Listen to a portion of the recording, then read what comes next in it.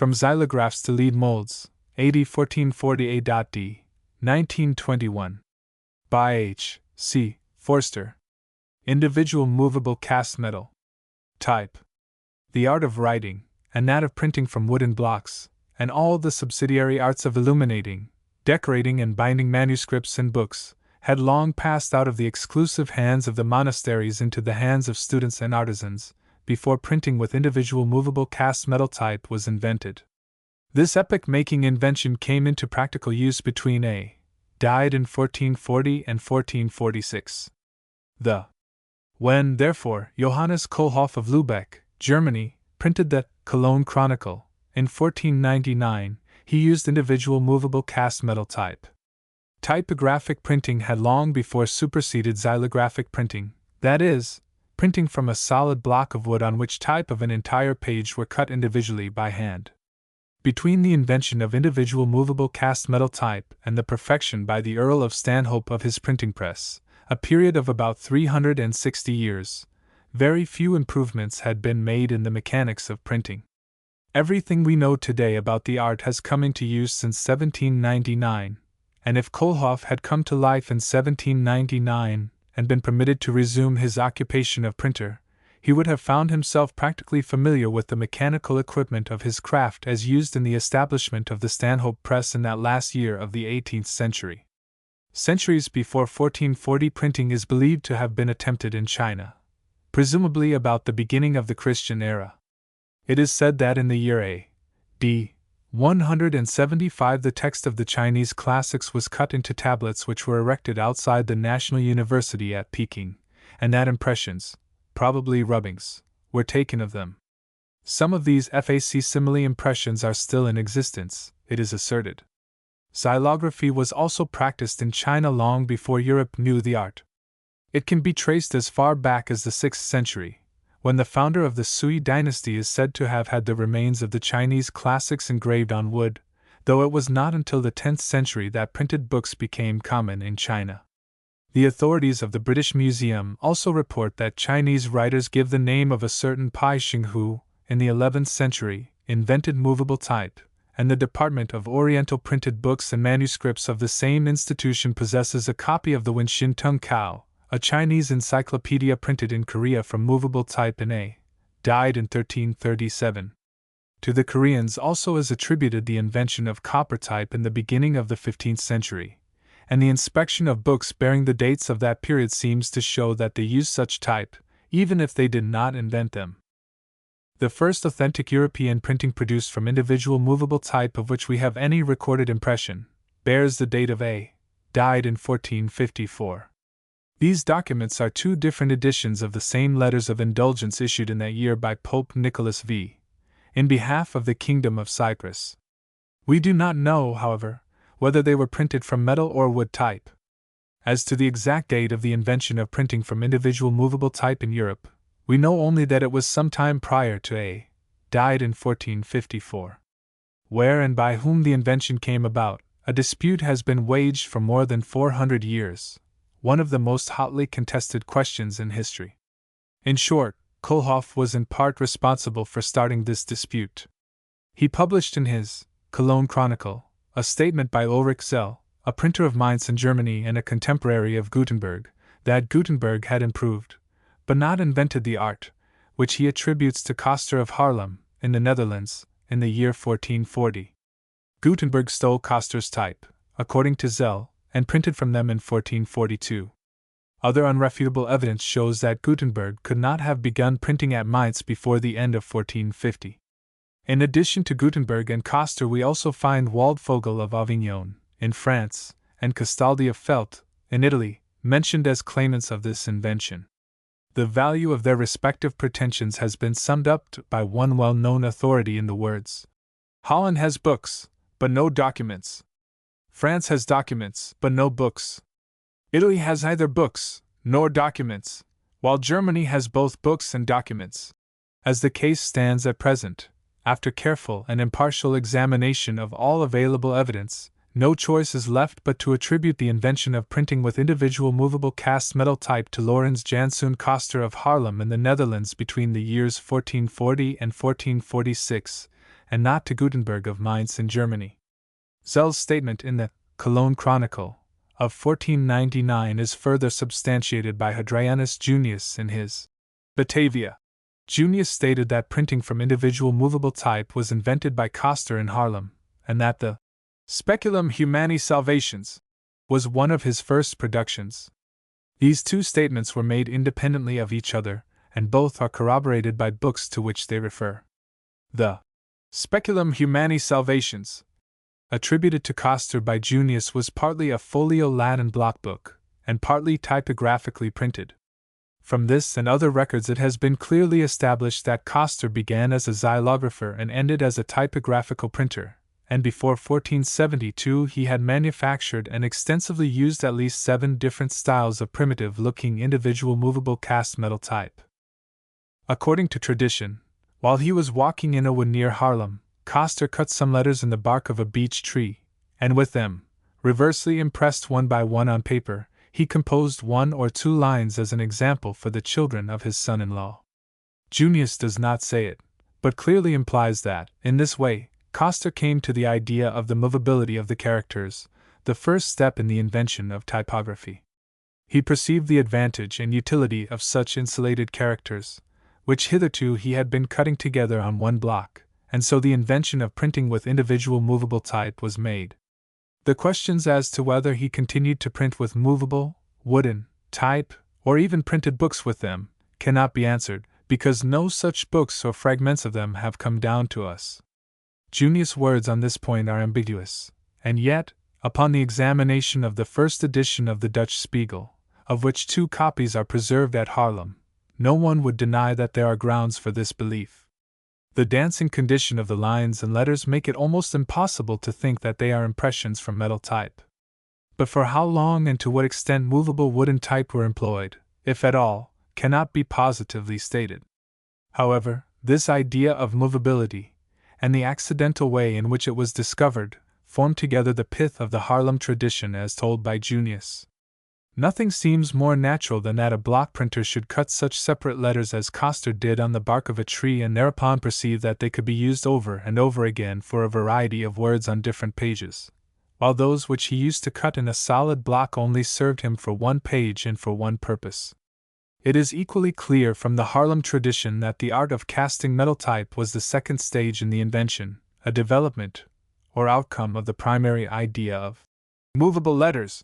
For Junius says that Coster afterwards changed the beechen characters into leaden, and the latter again into tin ones. Theod Bibliander, in 1548, was the first to speak of movable wooden type and to describe them. First they cut their letters, he reports, on wood blocks the size of an entire page, but because the labor and cost of that way was so great, they devised movable wooden type, perforated and joined one to another by a thread. Bibliander does not say that he had ever seen such type himself, but Dan Speckle or Specklin, died in 1589, who ascribed the invention to Mentelin, asserts that he saw some of these wooden type at Strausbeck, and Angelo Rocccio asserted in 1591 that he had seen at Venice type perforated and joined one to another by a thread, but he does not state whether they were of wood or of metal.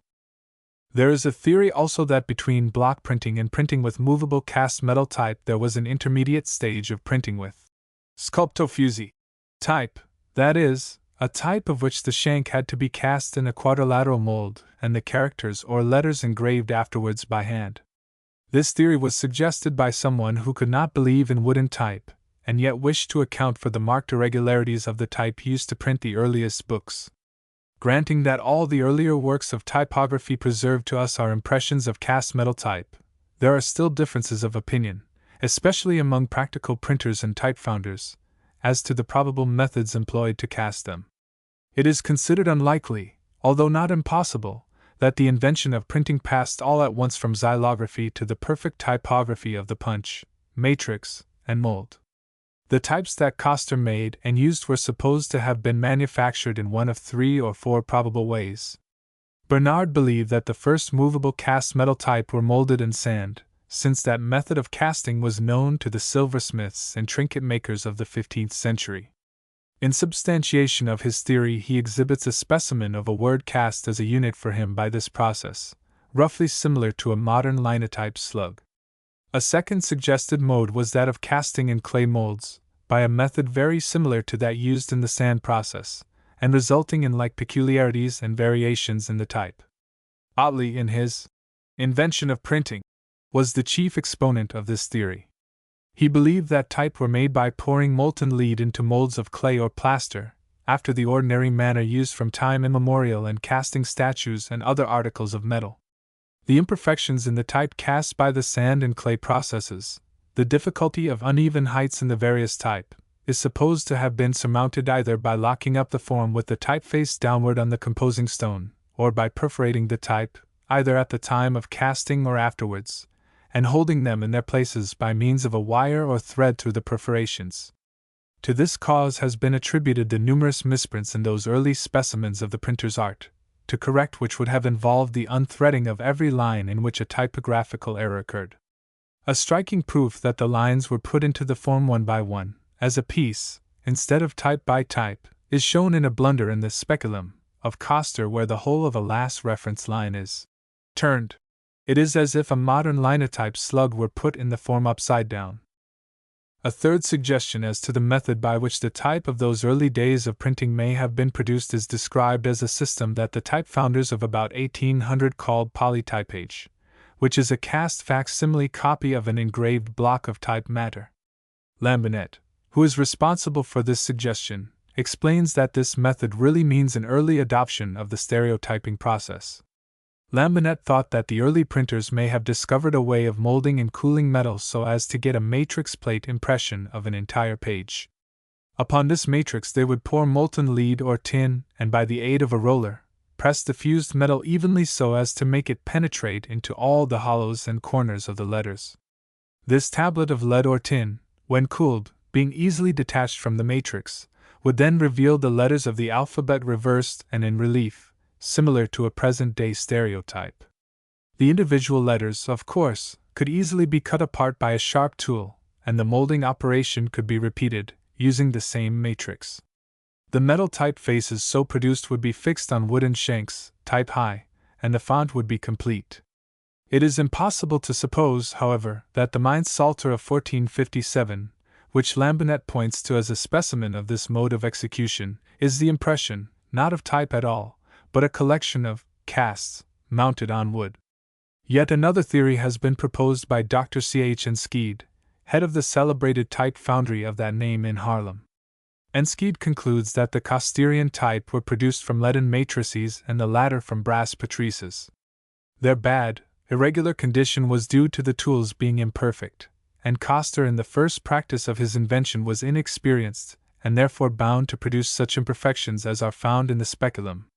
Coster's type were cast in one tempo, that is, the character itself and the shank cast at the same time in one piece. Gutenberg's patrices, according to Enskede, were made like bookbinders' stamps, of yellow copper, i.e. brass. With such patrices only lead matrices could be made, but the latter could be produced in two ways. Molten lead could be poured over the patrices or the patrices could be pressed into cold lead. The first mode is somewhat complex, but the matrix would have a smooth surface and need no further adjustment. The second mode is more simple, but required great force, although lead is a soft metal. Moreover, the surface of the matrix would have to be trimmed, as the impression forces the metal downwards and sidewards, which makes the surface uneven, though by this pressure the lead becomes firmer and more compact, to the advantage of the type founder. Enskede thinks that Gutenberg obtained his matrices by the second mode. He arrives at this conclusion by reason of the fact that Gutenberg's types were sharper in their impressions than Coster's. Developing this theory, he believes that Gutenberg had each letter engraved on a brass plate 2 mm thick, therefore a mere letter without anything underneath it. This brass letter patrix was pressed, by means of a small flat plate, so far into the lead that its back formed an unbroken plane with the top surface of the lead, and was then removed. After the matrix had been made this way, the type were cast, which was done, not by pouring metal into the matrix, but by pressing the latter into semi-fused metal. In this way a great many letters could be cast from one matrix without any injury to it. Gutenberg's method was to cast in two tempos, according to Enschede, that is, the character was cast first and the shank was cast by another operation joining it to the character. Enschede warns us, however, that his theories are simply those of a practical founder, and not a bibliographer's. But since no tools used by those early printers and type founders have come to light to prove or disprove him, his theory is as valuable as any others advanced as to the methods used for casting type in those primitive days of printing. The shape of the type used as early as 1470 does not seem to differ materially from those of the present day. This is evident from old type which were discovered in 1878 in the bed of the River Saône, near Lyons, opposite the site of one of the 15th-century printing houses of that city. Also a page in Jo. Nieder's Lepra Moralis, printed by Conrad Hom Birch in Cologne in 1476, shows the accidental impression of a type pulled up from its place in the course of printing by the inkball, and laid at length on the face of the form, leaving its exact profile indented upon the page. This accidental imprint shows a small circle, and it is presumed that the type were pierced laterally by a circular hole, which did not penetrate the whole thickness of the letter, and served, like the nick in modern type, to enable the compositor to tell by touch which way to set the letter in his stick.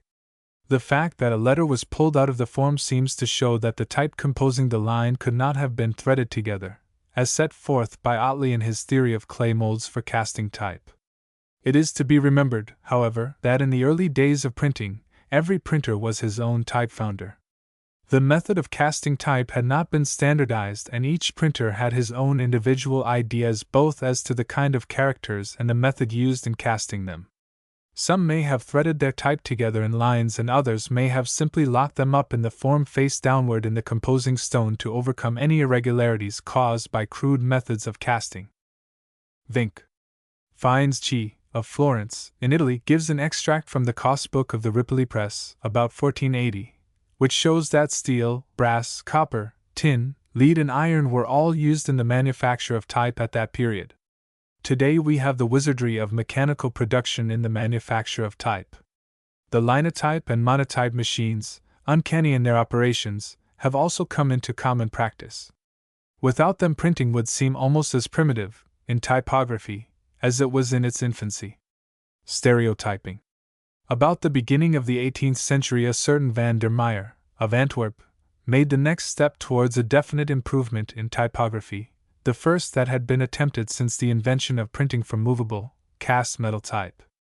Van der Meyer prepared the composed pages of the Bible by soldering together the bottom of the type in the form. This was the first stereotype, a term derived from two Greek words meaning literally solitype, about. This method met one requirement. It prevented the *g* of the type, but it had the disadvantage of holding in comparative idleness a large and costly mass of type useless for any other purpose, and it was not generally practiced. This was followed in 1730 by William Gedd, a goldsmith of Edinburgh, who is credited with casting printing plates and plaster of Paris molds for the University of Cambridge Bible. These plates, however, were destroyed by jealous printers and thrown aside, resulting in the process being abandoned for many years. In the meantime, several other improvements along this line were undergoing experiment. Firmin Didot, 1764–1836, a printer of Paris, cast type of a hard alloy, and when his book pages were composed, made an impression of them on a sheet of soft lead, thus forming a mold. Molten metal was then poured into a shallow tray, and just as this was on the point of solidifying, but still plastic, the lead mold of the book page was pressed on the soft metal in the tray. This process, called polytypage, was but partly successful. It could be used only for small pages, and the plates were too often defective. A process similar to this is what Lambinet thought the printers of the latter half of the 15th century might have used as one of the probable methods to cast their metal types. These and other experiments, however, were leading to the real stereotyping process which developed later. Early in the 19th century, Earl Stanhope, of England, reintroduced Gedd's stereotyping process with many improvements. One or more pages of type were locked in a chase, the surface of the type being oiled to prevent the subsequent mold from sticking. The mold was made by pouring a semi-fluid composition of plaster of Paris mixed with a little fine salt to make the plaster settle solidly. While the plaster was still soft, it was carefully pressed down and rolled smooth on top to give a uniform thickness to the mold and to expel any air there might be in the plaster. When the plaster became solid, it formed a perfect matrix of the type pages. The moisture in those early plaster molds was expelled by baking them in an oven for 3 or 4 hours. A later method for drying was practiced by suspending the mold directly over the metal pots, or to float them on the surface of the molten metal. By this means the drying could be accomplished in a half-hour or so. In the process of casting, several of these plaster molds were placed side by side face downward in a special casting pan. The pan was 1 3/4 or 2 inches deep, and a lid on the pan screwed down on the back of the molds. By means of a crane, the casting pan with its molds was then lowered into the pot of molten metal which ran into the pan at the corners and sides. The mold was allowed to remain 10 minutes or so in the metal pot, or until the face of the inverted mold was entirely filled with the metal. A later method of casting from a plaster mold was to place it in a frame with a smooth, flat plate opposite the face of the mold, and to enclose the open space at one end and on the 2 sides. The casting space thus formed was then turned with the open end up and metal was poured in with a ladle, in a manner similar to the method still employed for casting job work stereotypes. The distance between the flat plate and the mold was adjusted to make a stereotype plate of the required thickness. After the removal and cooling of the casting pan, the plates were freed from the plaster and the surplus metal cut off. Only one cast could be made, as the mold was usually destroyed in removing the cast. The stereotype was then sent to the finishing department, where the face was cleaned and examined for defective letters, then trimmed on the sides and planed off uniformly on the back to the desired thickness, in the same manner as a stereotype is treated today. A defective letter could be mortised out of the plate, and a good type inserted in its place. In cases where a whole line or other part was imperfect, another mold was made of as much of the form as was necessary, and the new cast inserted and soldered to the plate. There were many and varied experiments made in the earlier development of this idea of producing a duplicate printing form in a single piece. That such a process was highly desirable was universally recognized, and the conviction that some practicable and economical method was feasible was a continual incentive which gradually led to better results. Stereotyping in America. Although credit is given to John Watts, an Englishman then working in America, for making the first stereotype plates here, the real introduction of the process into the United States was by David Bruce. This was in 1813. Bruce had learned the printer's trade in Edinburgh and later came to America, where after a few years he was joined by his brother George in establishing the firm of D.N.G. Bruce Printers. Hearing of the new process of stereotyping in England, he went over there to learn about it. He could give very little information about the process there, but came back with some practical ideas which he proceeded to carry out. Bruce and his brother also began type founding about this time, and abandoned the business of printing. Later they gave up the work of stereotyping. Although the first book stereotyped in the United States was the New Testament, in 1814. Bibles and school books were the first works to be stereotyped. Then came other books which were demanded in many editions, such as the works of popular authors. The papier-mâché matrix. The papier-mâché, literally, mashed paper, matrix was first successfully used for casting stereotypes for book pages in France in 1848. Charles Craske, an engraver of New York, introduced the method into the stereotype trade of the United States in 1850, and in 1854 he stereotyped a page of the New York Herald, and later made stereotypes for other New York newspapers.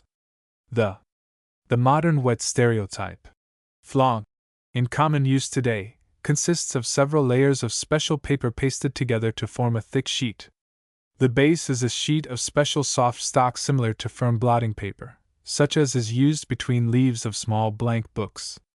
3 or 4 sheets of strong, white tissue are next added, each sheet except the last being uniformly covered with the paste. The pasting must be done with great care so as to cover the entire surface of each sheet, and at the same time to press out all air bubbles. The sheets must then be pressed smoothly but not squeezed so hard as to force the paste out, and must be kept moist until used. In newspaper syndicate plants, the flang is made automatically by a specially devised machine into which the various kinds of paper used are fed from rolls, the pasting and cutting into sheets being mechanical. In molding a papier-mâché matrix, the moist flang is laid on the original molding form to be duplicated, the molding form being in place on the table of the molding press. The flang is covered with several blankets of thick felt, and the table of the molding press is then automatically moved in under a powerful roller which squeezes the moist flang down into the form.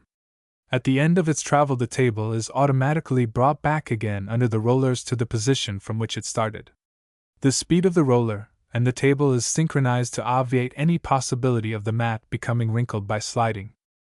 The molded matrix and the pattern with the blanket still on it is then transferred to the drying press, in which under a hot platen it is again squeezed and allowed to remain for a few minutes until the moisture is completely expelled from the molded flang. The drying press is kept at a high temperature, usually by steam heat. The matrix thus dried out to a thick, flexible cardboard is then ready for the casting of the stereotype, which is done by pouring molten stereotype metal against the face of the matrix placed in a casting box designed for this purpose. A successive number of stereotypes can be cast for the same mat before it is injured by the hot metal. For job work stereotyping, the casting box is flat, and the molten metal is either poured by hand or automatically pumped in the casting box. After the stereotype is cast, it is flattened, rough-shaved, smooth-shaved, beveled or blocked on wood, the wood base trimmed and then plain type high for printing press use. The large daily papers cast the full-page stereotype from which the paper is printed in an automatic casting machine which forms a curved plate, trimmed and beveled, to fit the cylinder of the press. Stereotyping was for many years the chief means of making plates for books and also for commercial printing. It has several advantages. The first, obviously, is the advantage which it shares with several other methods of providing a solid printing plate made by molding from an original form of type or engraving. Its peculiar advantage, however, is that it is the quickest method of producing a duplicate plate from an original. In comparison with electrotyping, however, it has two distinct disadvantages. One is that it is not adapted for reproducing the fine lines of engravings and typefaces. In addition, it is comparatively shallow and does not possess a sharp, clean printing face. The other disadvantage is that a stereotype is relatively soft and quickly worn. Stereotypes have been made more durable, to withstand the wear of printing, by the deposition of a film of harder metal, copper or nickel, on the face of the plate after it has been cast. This, however, is not satisfactory, as it involves not only another operation, but also makes an already shallow printing plate that much shallower, and increases the probability of it printing dirty, which is one of the chief objections to the stereotype in itself. This practice is not recommended. Electrotyping. In 1799, Alessandro Volta, of Pavia, in Italy, constructed the first electric battery, which came to be called the voltaic pile. Improvements in the form of Volta's battery were made almost immediately by William Cruikshank, in England, who discovered in experimenting with it that he could by its power electrolyze or chemically decompose the salts of certain metals in solution. Both copper and silver, he found, could be precipitated from their salt solutions and deposited upon a plate immersed in the solution. This observation was the first step in the process of electroplating, which is electrotyping when applied to the art of typography. In 1837, 38 years after Volta's discovery, Mr. Thomas Spencer of Liverpool, England, accidentally stumbled upon the first realization of the electrotyping process. While experimenting with a modification of a Daniell battery, he used an English copper penny as one of the poles instead of a plain piece of copper. A deposition of copper from the solution in the battery took place upon the penny, and upon removing the wire which attached the penny to the zinc plate, a portion of the copper deposit was pulled off the penny also. This first copper electrotype shell Spencer found to be an exact duplicate, or mold of part of the head and lettering on the coin. It was as smooth and as sharp as the original. It was some time later, however, before this suggested to him any useful application of the process. Another accident made him appreciate the full value of his discovery. This time he carelessly dropped some varnish on a strip of copper which he was going to use in the same way he did the penny. Upon removing the copper from the battery, he observed that there was no deposition of copper on those parts of the strip where the varnish had dropped. Spencer then conceived the idea of applying this principle to the arts by coating a piece of copper with varnish or wax and engraving a design in the coating, thus exposing the copper strip in the engraved lines. He did this, and then deposited copper in the design so engraved. Upon removing the coating, the design was exposed in relief on the piece of copper. On September 13, 1839, Spencer read a paper before the Polytechnic Institution of Liverpool, which he accompanied with specimens of both electrotypes made by this process and of printing from these electrotypes. The publication of this paper acted like an electric shock upon society. Developing his process, Spencer first used lead as the plastic medium in which to mold printing surfaces, and it is to be noted in this connection that in doing so he anticipated Dr. Albert's lead mold by considerably over 3/4 of a century. Spencer impressed a form of type on a plain piece of sheet lead and subjected both of them to the action of a screw press. A perfectly sharp mold of the type form was thus made in the lead.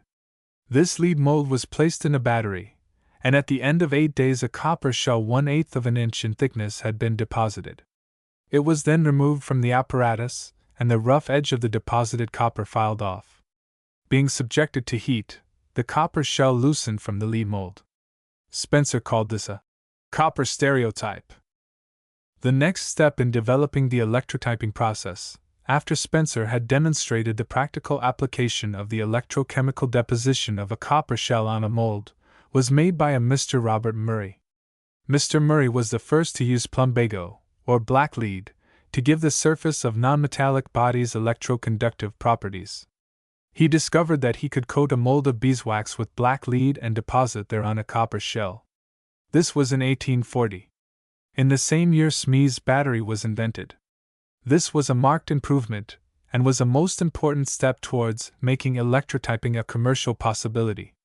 Thus in 1840, 400 years after the probable date of the invention of printing from individual movable cast metal type, and over 40 years after the foundation of electrotyping was laid by Volta, electrotyping, as a practical method of reproducing a commercial typographical printing surface, came into existence. Mr. E. Palmer, in England, using Spencer's method, was the first to receive a patent for producing a metallic printing plate with the printing surfaces in relief. This patent is dated 1841. Palmer followed this in the succeeding year by a further patent for engraving through a wax-coated matrix plate to form the printing surfaces in the positive electrotype taken from it. This process was termed by Palmer glyphography. The whites, or low spots in Palmer's glyphographs were built up in the wax mold through adding wax by hand, assisted by various ingeniously constructed tools which were heated. After building up, the wax was black-leaded and the copper deposition on the surface of the wax mold was obtained. This copper deposit, or shell, was then tinned on the back, backed up with lead, mounted on wood, and trimmed type high. These processes are the essentials used today in electrotyping.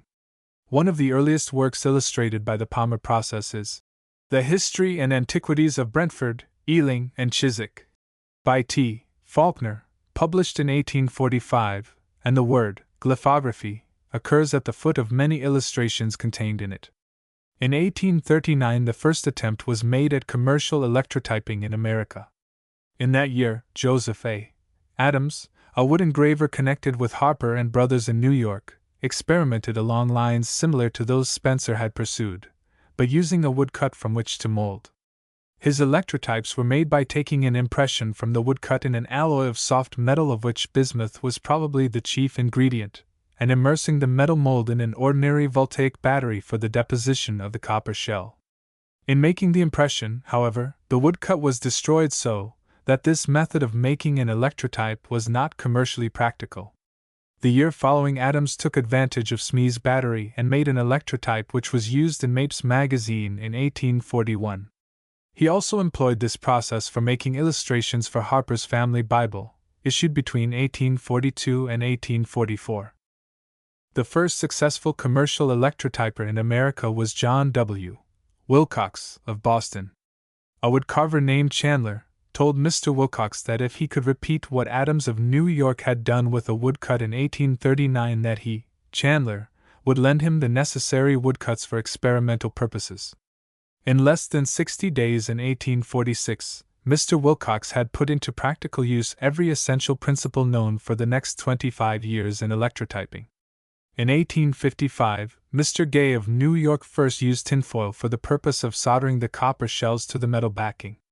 During the same year, a Mr. Adams of Brooklyn, New York, invented the dry brush black leading machine. Stephen D. Tucker of New York developed and patented in 1866 the type of dry brush black leading machine which is in common use today. In 1871, Silas P. Knight of Harper & Brothers, New York, invented the wet black leading process, and in 1872 took out another patent for an improvement on this process. Mr. Knight's method of wet black leading was not generally adopted by the electrotypists of that time, and gradually became almost unknown. Undoubtedly, the cause of this was that the method of dry black leading was good enough for type and woodcut work. The halftone had not been invented at that time, and it was only after the invention of the halftone that a better method of black leading became necessary. 37 years after Mr. Knight had successfully used his process of wet black leading, a patent was granted to Frank L. Learman, of Buffalo, New York, for a wet black leader. Since that time, numerous patents have been taken out on different methods of using the wet process, which is universally recognized today as the best method of graphiting the surface of a mold. In 1870, Joseph A. Adams patented a process for covering the surface of the mold after it had been black-leaded with powdered tin. This was for the purpose of quickening the deposition of the copper shell when the molds were in the batteries, and from this undoubtedly came the oxidizing process of coating the surface of the molds with chemical copper invented by Silas Knight, which has long been and is now in use. Perhaps one of the greatest forward steps in the development of electrotyping was made when the plating dynamo was invented. The first adoption of a dynamo in place of Smee's battery took place in 1872. With the Smee type of battery, it required from 30 to 48 hours to deposit a copper shell thick enough for commercial use. With the invention of the plating dynamo and its improvements, the time of depositing the shell was reduced so that now 2 hours is the common time that a mold is kept in the tubs or batteries. This quickening of the time required to deposit the shell was one of the most essential features in the development of commercial electrotyping. From the first hand screw presses, which were successfully used for molding, to the modern high-power, motor-driven, hydraulic presses, for working either in wax or lead, is a far cry. The invention of the halftone, together with the invention of the modern two-revolution cylinder press which has brought printing into its present state of perfection, made necessary radical improvements in the machinery for making electrotypes. These improvements have been steady in their development, but the fundamental points of the process are practically those which have been in use from the start of commercial electrotyping. Electrotyping by the wax mold process. An electrotype is a facsimile printing plate duplicated from an original. The original may be either type, a woodcut, a zinc, or a copper etching such as a line cut or a halftone, or it may be a combination of type matter and line cuts or halftones. An electrotype.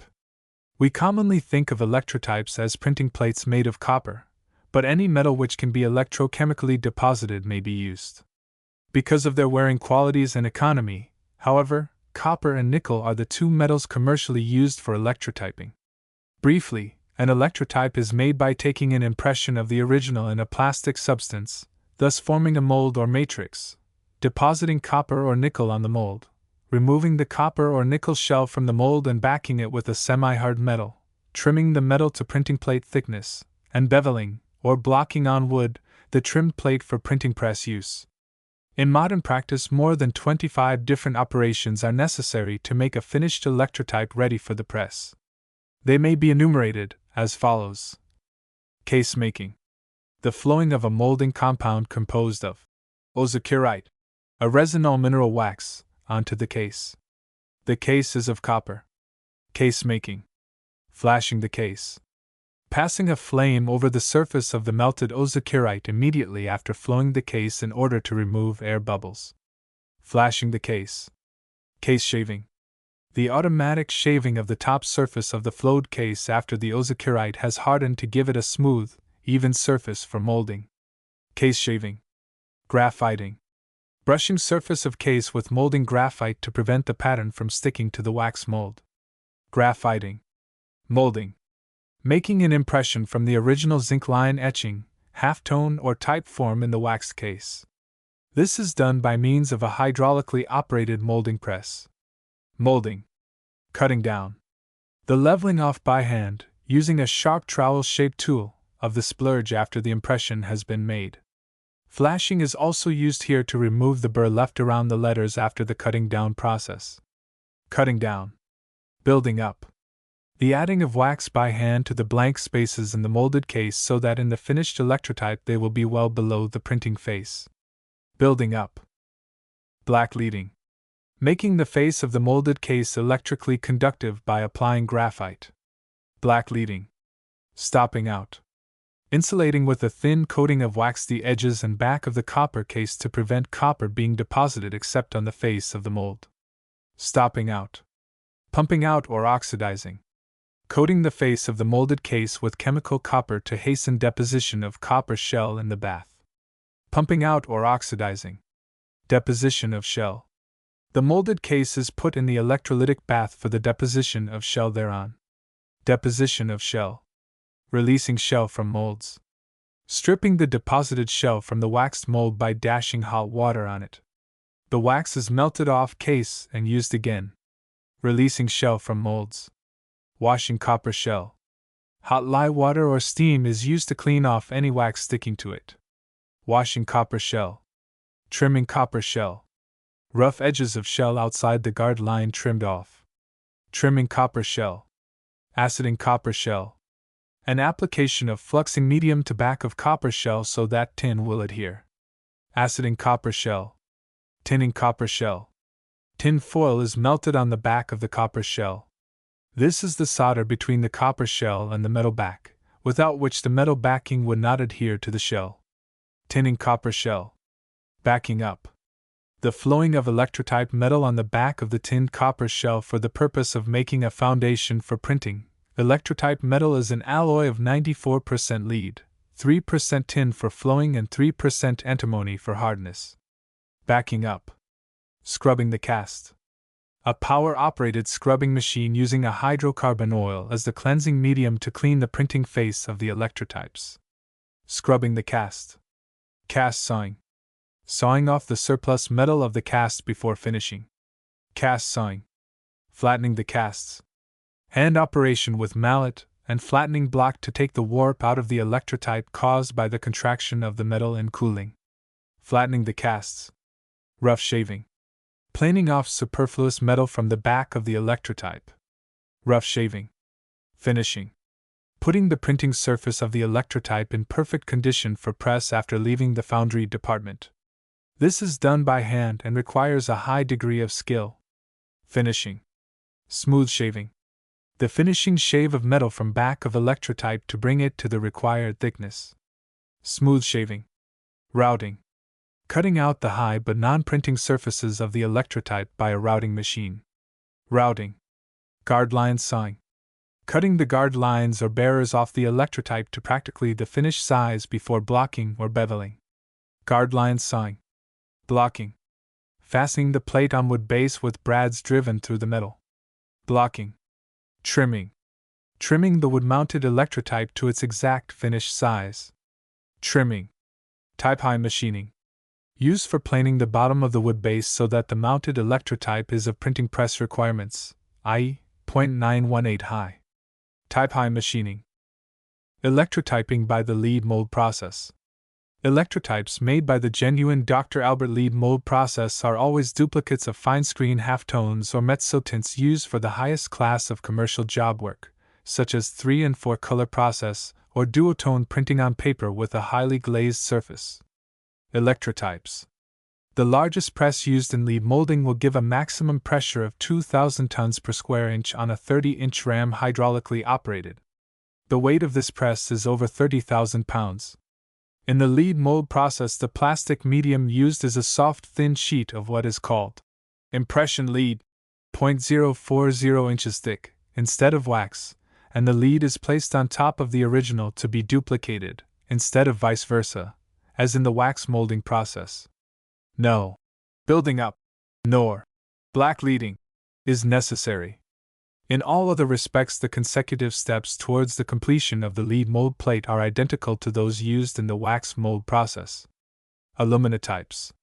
The age-long progress in the development and perfection of typographical printing surfaces, from the period of xylographic blocks on through the successive inventions of individual movable cast metal type, stereotyping and electrotyping, by both the wax and lead molding processes, reaches its culmination in aluminatypes. Briefly, it is a method of casting printing plates of aluminum alloy and molds made from a composition of plaster of Paris. In its essential points, it is a modern adaptation of the process credited to William Gedd of Edinburgh in 1730 and afterwards modified and improved in the early 19th century by Earl Stanhope of England. In practice, the original to be duplicated is placed on a molding slab. A molding frame is set upon the slab and enclosing the original. A special kind of oil is then sprayed on the face of the original. This is to facilitate the release of the plaster mold so that it will not tear when it is ready to be lifted off the original after solidifying, and at the same time to retain the sharpness of the mold. The molding medium of plaster composition in a semi-liquefied state is then poured onto the original in the molding frame. The surplus plaster is scraped off flush with the top of the molding frame. After the plaster matrix in its molding frame has set sufficiently, it is released by means of cams from the working pattern on the molding slab. The plaster matrix is then placed in a drying oven, through which a forced draft of hot air is kept circulating at high pressure. The thorough drying of the mold takes approximately 90 minutes. When the plaster mold has become sufficiently dried, a round hole is cut through the bottom of the matrix in an offset of the molding frame.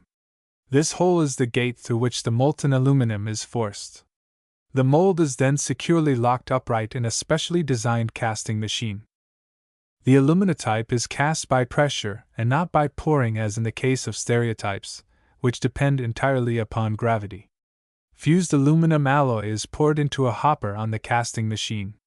A piston operated by the agency of compressed air forces the aluminum evenly into all parts of the plaster matrix.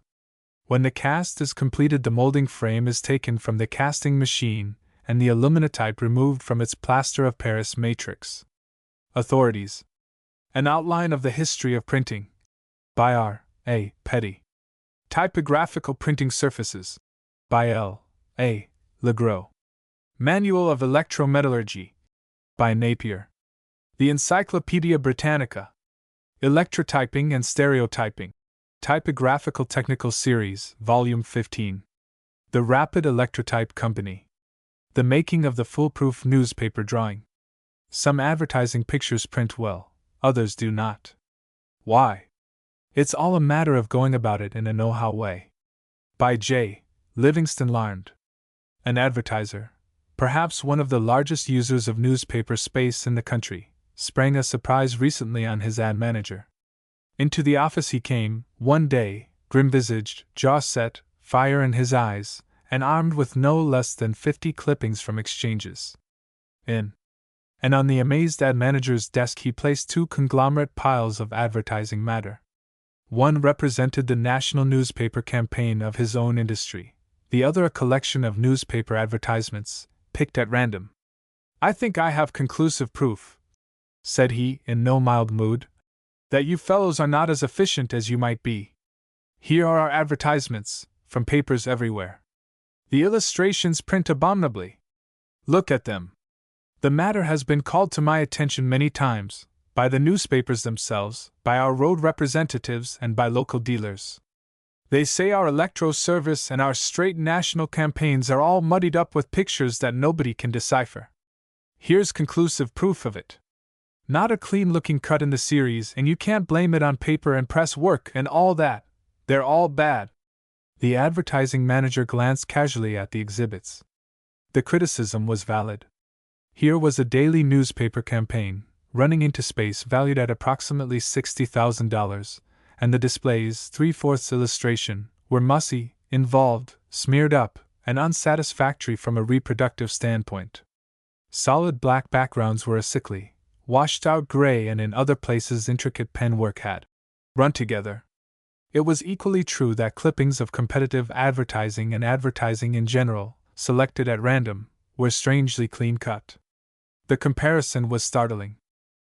"Mr. X," finally observed the ad manager, "I see what you mean. All of us in this department have known of it, kept track of it, and the remarkable part of the entire situation is that these results can be traced back to you and your personal insistence on a certain type of pen and ink design, executed in a specific technique. These matters came up for your supervision, and OK, you did not care for the bold, simple outline drawings first submitted. You preferred too many, and a glut of detail. All of which is not compatible with newspaper printing, even in large space. We were afraid of this and said so at the time. Our objection was overruled. It's one thing to prefer a pleasing, perhaps highly artistic pen technique, and quite another to apply it to fast presses, pour ink, and hurried make-ready. A great many things can happen, and do happen, to a newspaper design before it is printed and in the reader's hands. Disregarding fundamentals. Sometimes it is better to come out with the frank, brutal truth. In a great many instances, per newspaper reproduction is the direct result of some executive's marked preference for a certain artist or a certain technique, regardless of whether the man is qualified to draw for this field, or whether the technique is fitted for the purpose. On the other hand, there is, unquestionably, a strange, well-nigh inexcusable disregard of certain fundamentals of the business. There is too much swivel-chair composure, too much beatific reassurance, when proofs are submitted on good paper, from a flatbed engraver house press. A newspaper series is very apt to look 100% when presented on the final electro sheet, or bound into a neat booklet for the dealer and printed on coated stock. These are ostrich methods. In certain advertising agencies there is a standing rule in the matter of newspaper plates that all proofs must be pulled on newspaper stock, and of very inferior grade. A newspaper press is used, an entire series coming off at once. There is no make-ready to speak of. By this process no one is deceived. You see exactly what will happen, or nearly so, when the series fares forth to newspapers all over the country. The executive mentioned above had collected newspapers, big and little, from the 4 points of the compass. And he had collected a liberal number of perfectly satisfactory newspaper advertisements of the illustrated variety. Blacks were clean black, Ben-Day tints held their own, there was no congestion, no smudging, no mishap of any sort. If certain rules are followed, any newspaper advertising illustration can be made foolproof. You can be absolutely certain of a printable result, despite all exigencies, all drawbacks, all hazards. Failure usually follows a desire to attempt something beyond that which has been tried and is wholly practical. For the present, at least, users of newspaper space must bow to the inevitable. They must realize that there is a well-defined limit to what can be done mechanically. They must not defiantly experiment, although the desire to do something new and to be original is entirely praiseworthy. Things you can't do. If you use halftones, have them made very coarse screen, nothing finer than 60 line. Stop out whites and eliminate backgrounds. The highlight halftone is a modern development with many virtues. If a portrait is used, take out all background. There is a way of retouching photographs that will minimize the danger of poor printing. The artist strengthens weak contrasts, not with a brush and paint, but with a pen and waterproof black ink. He also uses areas of pure white. Successful reproduction is dependent upon sharp, clear, vigorous contrasts. Stippling is one of the best substitutes for the halftone. This simply means dotting in a subject. It is a time-consuming, laborious process, but it means line plates and the elimination of middle tones, which are disastrous. There was a time when certain clever inventions of the paper manufacturer could be employed for halftone effects in line. For example, a Ross board is manufactured with an assortment of patterned surfaces. When brush or crayon or pencil is drawn over them, they give effects that may not be duplicated in straight pen and ink on plain white drawing board. Some of these papers have a chalk surface. Some have imitation halftone patterns, straight line designs, etc. It is possible to scratch away certain portions with a sharp knife. Do not use them as matters now stand in newspaper printing. They will not stand reduction, and only very coarse tints reproduce satisfactorily. Special caution: do not allow artists to make original drawings for newspaper use much larger than twice the size. Here is one of the greatest evils of the day.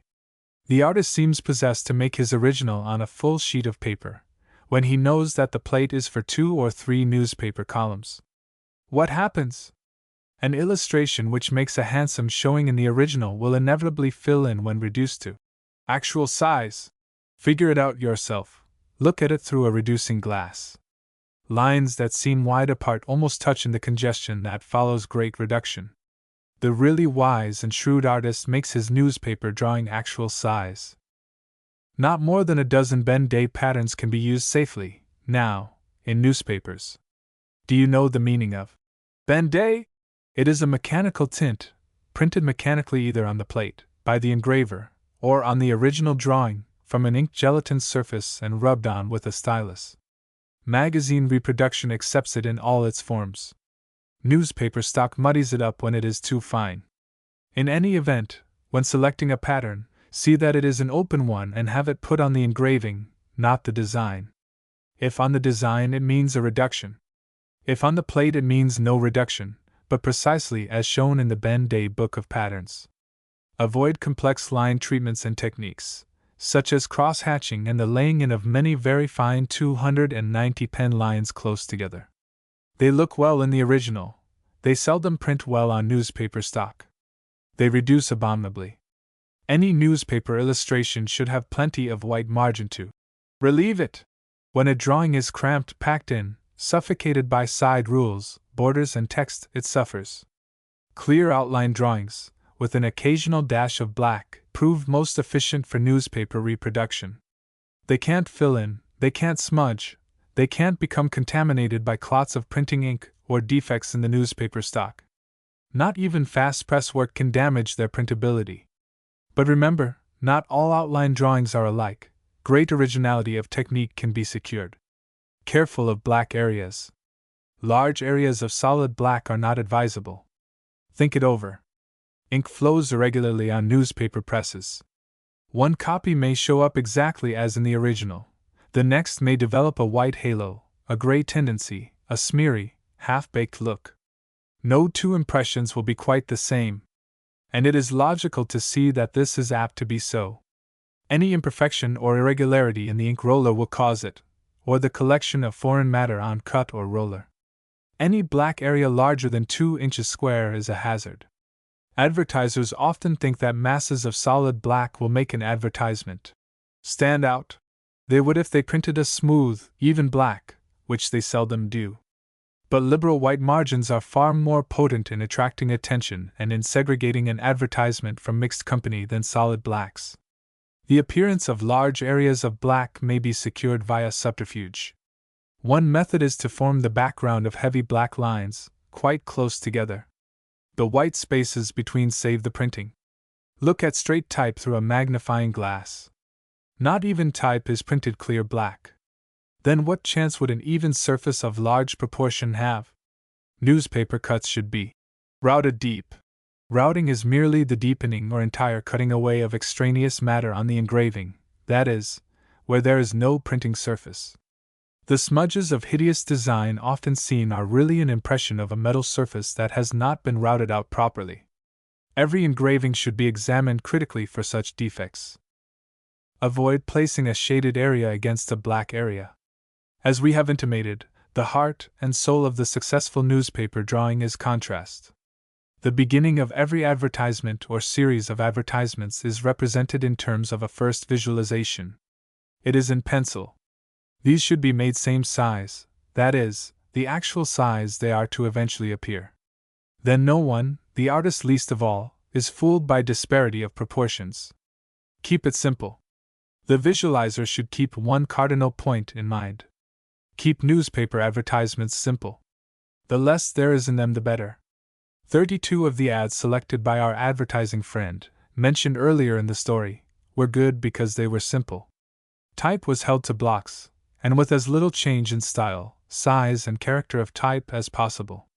All of them were characterized by liberal white margins. It is the best known way of fighting back the opposition of the surrounding appeals on the same page. There's a good test possible. Make a photographic print of your advertisement, the size it is to appear, and paste it on a newspaper page, not a New York or Chicago paper, but a page in the Bingville Banner. Before plates are made or even before pen and ink drawings are fully completed, you can change, rearrange, eliminate, or add to, as the case may be. The wise advertiser is the one who, in preparing an elaborate and extensive newspaper campaign, keys it in its printing qualities, not to the best papers on the list, but to the ones that are worst printed. This may mean the undreamed of thing of 100% perfect. No advertiser can hope to secure full efficiency from a campaign if it presents a smudged and confused appearance. Newspapers are trig things in their own right. Their column rules and their precision of type make this an arbitrary condition. There is really nothing finer and cleaner and more pleasing to the human eye than a well-composed newspaper, hot from the press. Ugly advertisements can make an ugly newspaper. They can even spoil the setup and typography in general of the reading sections. A newspaper is held responsible if returns from a single advertisement or a campaign are not satisfactory. It is looked upon as a poor medium. Yet how many times the true fault can be traced to the message itself. Full efficiency in advertising is the result of full efficiency in the copy *****. Reprinted by the kind permission of the Bureau of Advertising, the American Newspapers Publishers Association, Mr. William A. Thompson, Director. Newspaper Advertising Plates. Mechanical production of any kind is an unsympathetic and inexorable thing, and the modern large daily newspaper, in its mechanical production, is unsympathetic and inexorable to the highest degree. It reproduces exactly and impartially from all the different materials supplied to it. Mechanical. Your ad plate is locked into the form with the other matter composing the page. A hurried lockup, and the form is molded into a mat and stereotyped. Fast presses and cheap ink do the rest. If your ad does not show up well in the first few impressions run off, the press grinds on just the same, with little or no make-ready. Once they start, it is too late to stop to allow the pressroom foreman to investigate why a certain ad does not print up well. The Daily Bugle must get on the streets, if possible, before its competitors with the important scoop that the big hum of SWAT has just died. If you have supplied the best material for the newspapers to work with, the clean-cut reproduction of your advertisement is ensured. If you have been penny-wise and pound-foolish in saving a few cents on your ad plate, all the dollars you spent on art, typography, and white space for your ad are on the knees of the gods and liable to be spilled off the said knees, and your ad is messy-looking when it appears. The advertiser invariably blames the newspaper, and the newspaper passes the buck on to the plate maker. The printed appearance of the ad is largely determined by the kind of plate furnished to the newspaper. The large daily newspapers are entirely dependent upon the stereotyping process for the necessary speed required in production. They do not print directly from type or cuts. The big advantage of stereotyping in this connection lies in the fact that it is the quickest method of producing a solid, duplicate printing plate from an original molding form. After locking up a page form, it can be molded, the matrix dried and the plate cast and ready for the press in about 10 minutes. Therefore, only unmounted plates should be sent to the large daily papers and not wood-mounted, as it takes too long for the heat to pass through the wood base in drying the mat. The unmounted plate is placed on a metal base, because heat passes through metal quickly in drying the mat, and then locked in the form with the type and other matter composing the entire page. A mat is then molded from the complete form and a curved stereotype is cast from this page mat. It is from this curved full-page stereotype that the large daily newspaper is actually printed. Since they must duplicate the plates sent to them by the stereotyping process, your expensively prepared advertisement, if it is to appear sharp and clean in the valuable space it uses, should be electrotyped by your plate maker. A stereotype duplicated from an electrotype will print cleaner than a stereotype duplicated from a stereotype by reason of the fact that mats molded by the newspaper from electrotypes are sharper and deeper than when they are molded from stereotypes. Electrotypes have a distinctly sharper and harder face and are deeper than stereotypes. The very nature of the process and materials used in their manufacture makes this superiority inevitable. Wax is used as the plastic medium in which to mold electrotypes, whereas for stereotypes paper is used. Sharpness and depth cannot be molded into paper as it can into wax. Neither will stereotype metal poured by gravity against a paper matrix mold be as sharp and deep as copper deposited electrolytically on a wax mold. It follows, therefore, that when an unmounted electrotype is supplied to the Chicago Tribune, or the New York Journal, or the San Francisco Call, they are stereotyping your ad in the page form from a plate molded in wax directly from the original. On the other hand, when you supply a stereotype of your ad to the large dailies, this stereotype is already one step removed from the original master plate, and means that two paper mats intervene between the original supplied to the plate maker and the final stereotype of the page containing your advertisement. In short, they are duplicating a stereotype from a stereotype, and each duplication means a loss in sharpness and depth. Therefore, they should be supplied with a sharp electrotype from which to make their final page matte. Obviously, when a stereotype is supplied to the large dailies, they are working from a plate that is neither sharp nor deep to start with, as would be the case if you sent them an electrotype from which to work. An electrotype is economy in the end and will save you grief when the cost of space is considered. Should you desire economy, order your plate maker to send mats, copy considered, to the large dailies. A mat is less expensive than a stereotype and will reproduce your advertisement equally as well.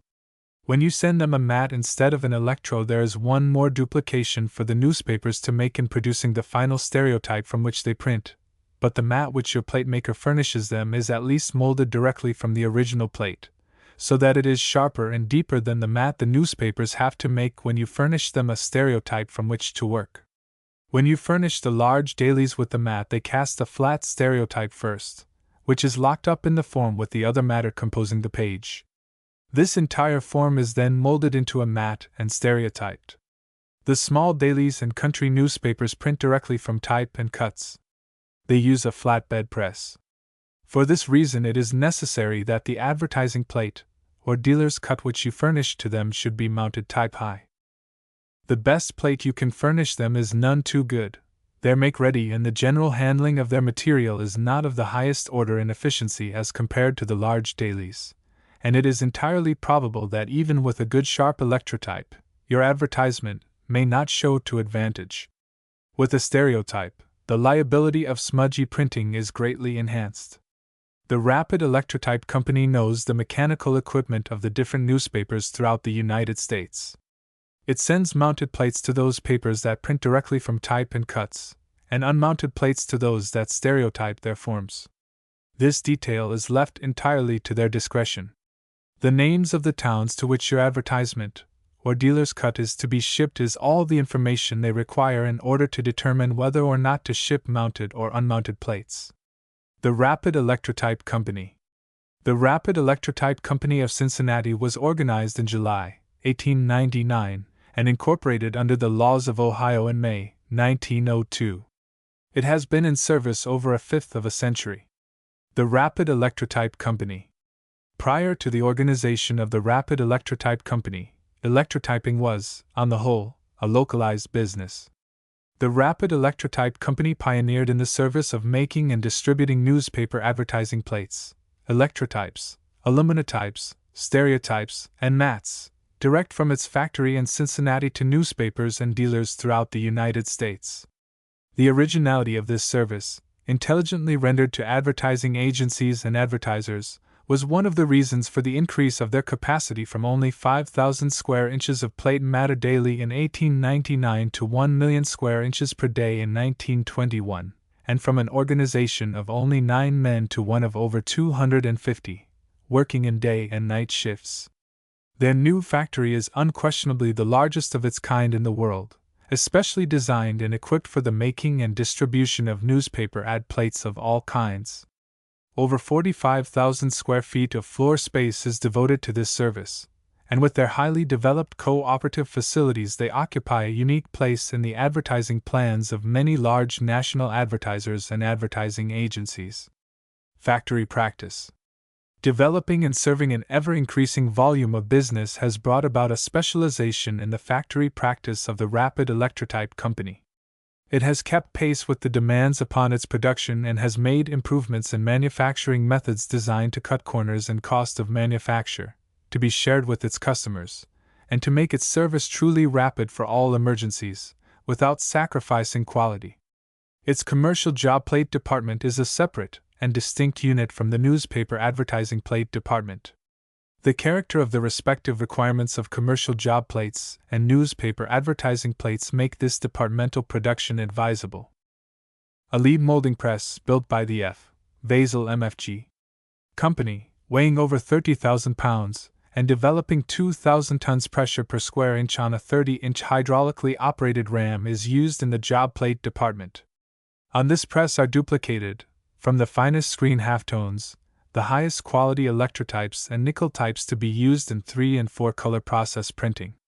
The preponderating volume of its business, however, is the production of newspaper electrotypes, and it is in this department that the Rapid Electrotype Company has made distinct improvements in manufacturing practice by methods and machinery designed and constructed by its own engineers in its own machine shop. Black leading. The Rapid Electrotype Company has built a new type of machine for use in this important phase of the electrotyping art. It is a combination dry-wet machine, designed by its own engineering staff.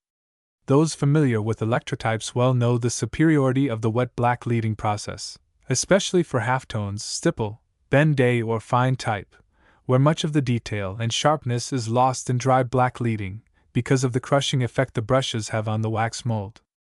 In this new type of black leading machine, this fault is entirely eliminated, as the brushes never come in contact with the printing face of the mold. They merely polish the high built-up spots, thereby ensuring better electrical conductivity to the wax, and a more uniform deposition of the copper shell. 2 of these especially designed machines are in constant operation in the ad department, which means the highest grade of advertising plates. Depositing the shell. Those who are not technically familiar with electrochemistry are prone to think that the length of time a mold is kept in the electrolytic bath, i.e., the copper bath, determines the thickness of the shell deposited thereon. As a matter of fact, one electrotyper may keep his molds in the copper bath for 3 hours and get only as thick a shell as another who keeps his in but 2 hours.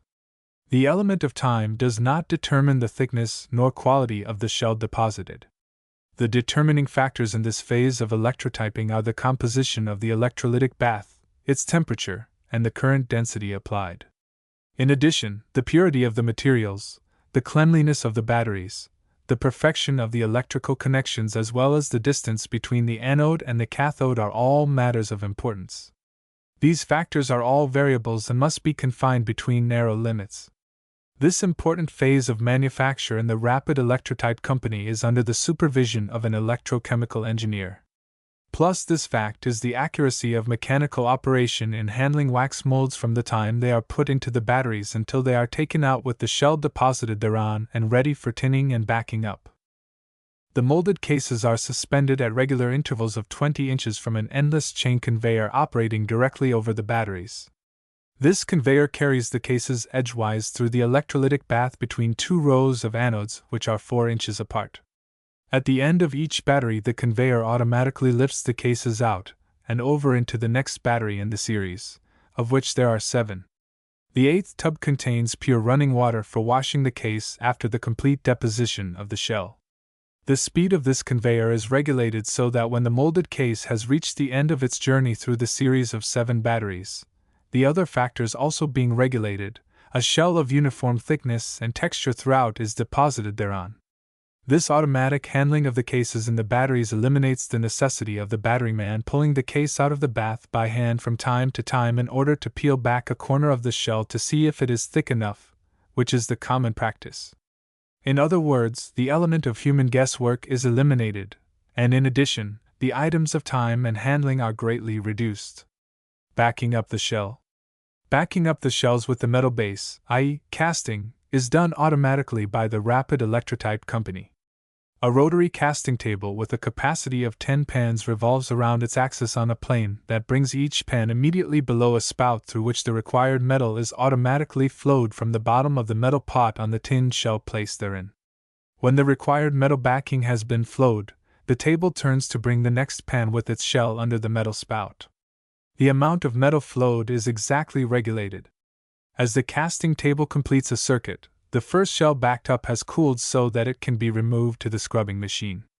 This method, of course, eliminates the hand ladling of hot metal from the metal pot to the casting table, as is the ordinary practice, and obviates any possibility of the oxidized metal or dross on the surface getting into the casts, besides effecting a marked economy in time and handling.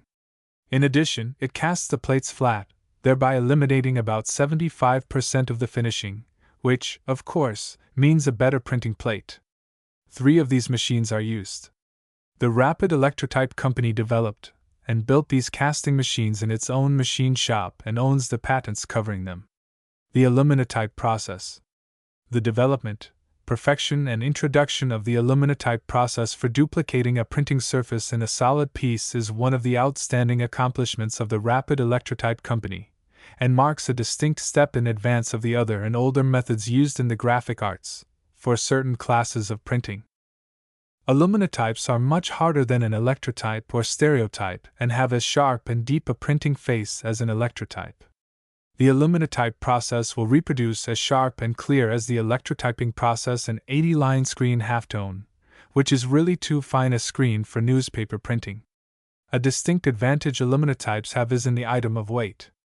An aluminatype, unmounted, weighs only 1/4 as much as an unmounted electrotype or stereotype of the same size. When mounted on a wood base, an aluminatype weighs just 1/2 as much as an electrotype or stereotype of the same size mounted on wood. In a national advertising campaign where a general list of newspapers is used, aluminatypes, by reason of their light weight, effect a marked saving in parcel post or express charges. This saving in postage is especially noticeable in the case of foreign country newspaper campaigns. In addition, because of their toughness, a saving can be made in packing aluminatypes, inasmuch as they do not require the expensive precautions in packing to avoid injury in transportation that electrotypes or stereotypes do.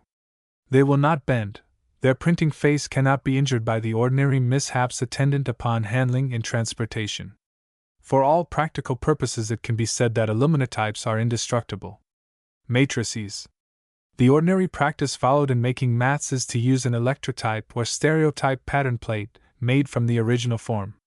Sometimes the original itself is used. The first mat molded from an electrotype pattern plate will be sharp. The next one molded will be a little less sharp than the first. The third one molded will be slightly less sharp than the second one. In other words, with every succeeding mold, the electrotype or stereotype pattern plate is mashed a little by the pressure of the matrix press until it has to be discarded and a new one used. The 5,000th mat made by the Rapid Electrotype company from the same pattern plate is as sharp as the first one molded. This is because an aluminatype pattern is used from which to mold. Aluminatypes will not mash under the pressure of the matrix press, as they are much harder than electrotypes. The shipping department.